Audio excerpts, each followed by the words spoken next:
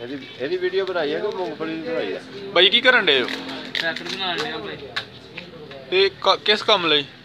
ਇਹ ਕਾਰੋਬਾਰ ਜੀ ਉਹਨੂੰ ਪਤਾ ਹੈ ਕੋਈ ਬਗੈਰ ਸਕੀਮ ਵਾਲੇ ਜੀ। ਕਿਉਂ? ਕੀ ਮਤਲਬ ਕਿੰਨੇ ਦਾ ਸੇਲ ਹੁੰਦਾ ਇੱਕ? ਇਹ 10 ਰੁਪਏ ਦਾ ਸੇਲ ਹੁੰਦਾ ਜੀ। ਤੇ ਕਿੰਨੇ ਕਿਤੇ ਮਸਲਨ ਇੱਕ ਤਿਆਰ ਹੋ ਜਾਂਦਾ? ਇੱਕ 4-5 ਰੁਪਏ ਦਾ ਤਿਆਰ ਹੋ ਜਾਂਦਾ ਜੀ। 4-5 ਰੁਪਏ ਦਾ ਤਿਆਰ ਹੋ ਜਾਂਦਾ।